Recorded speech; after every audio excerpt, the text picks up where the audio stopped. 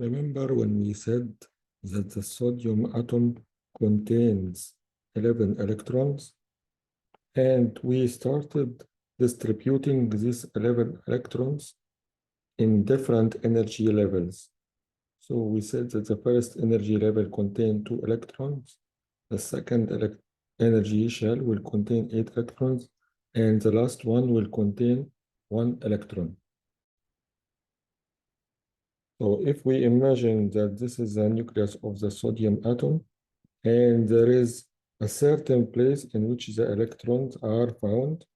So if we draw the shape of the nucleus like that, there is a certain shape. Let's say this is the shape in which the electrons are found. Let's say that there are 2 electrons in this first energy level, and this is the place where the electrons are found rotating around.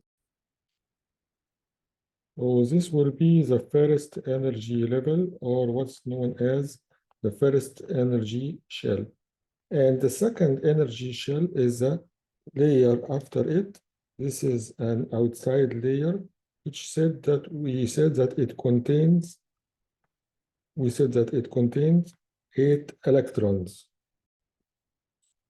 So let's imagine that these are the 8 electrons which are found in the second energy shell, the second energy level, or the second energy shell. If you have more electrons in the next layer, you can continue. So put 1 here. But if you don't have any more electrons, then you will just stop at 2 and 8. So it will not be 2, 8, 1. It will be 2 and 8 only. So according to how many electrons you have, will make the electronic configuration. If you have 1 more electron, you will put it.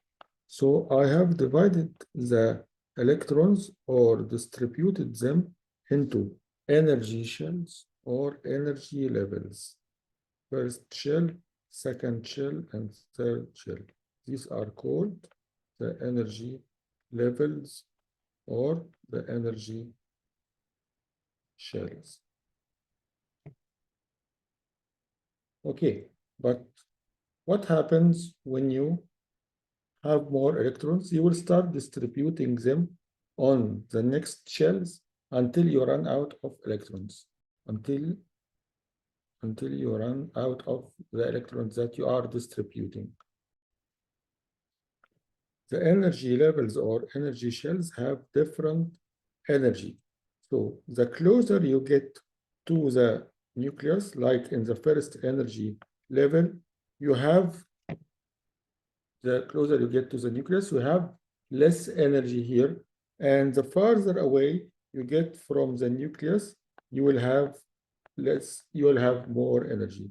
So here I have in the third energy level, I have more energy, while here closer to the nucleus, I have less energy. So I asked one of the electrons, this electron, where are you staying? He told me that I am staying in this energy level, in the first energy level.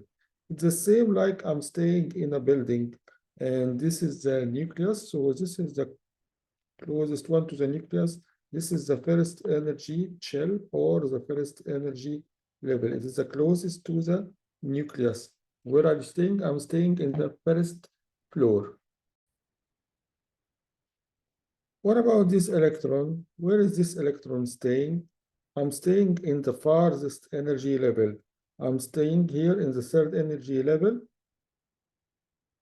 which is the farthest or the most away from the nucleus. Are you alone? Yes, I am alone in this energy level, but I'm having other 8 electrons staying with me. 2 of them is in the first energy level, and 8 of them are in the second. So the total is 11 electrons in this atom. But what if my atom is like hydrogen? It contains only 1 electron. Where should I put this electron in the building?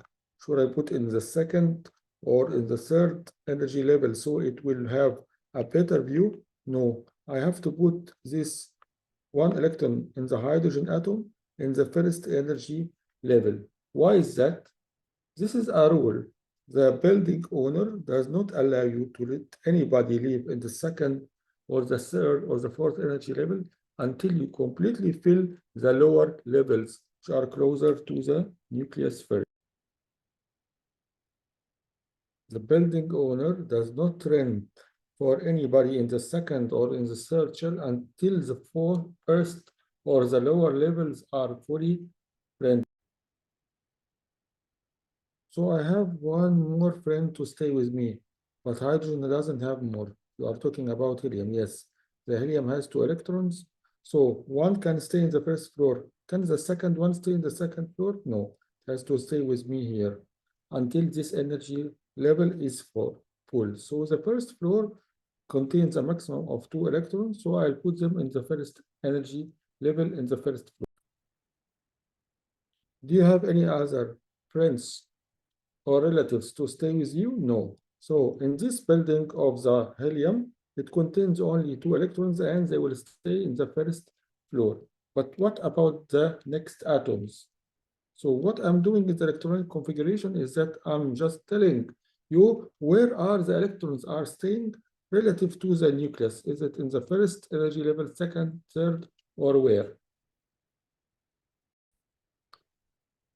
So if I have 3 electrons, like the element boron contains 3 electrons. So how are the electrons going to be distributed or configured inside?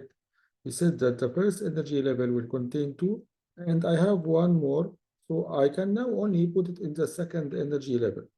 So n is equal to number 2. This means this is the energy level or the energy number 2.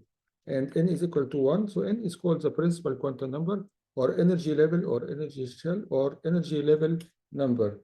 Now only I can put the third electron in the second energy level after I made sure that the first one is full as it contained 2 electrons now. So what is new? We have already taken this before. 2 electrons in the first, if it is sodium, so it is 2 and then 8 and then 1. The new thing is that we are getting more detailed. We don't only want to know how many electrons in the second shell has 8 electrons and that's it. I need to know more detail. It is similar, like I'm not asking you where these electrons staying in the second floor. So I just need to know also if they are divided into 2 different plates. So I will tell you now that these 2 are staying in one plate, while these 6 are staying in a different plate. I will take the details for this one. So we'll say that this has 2 plates, while the first shell contains 1 plate, and so on. And also more details, like this plate will divide it into 3 different rooms.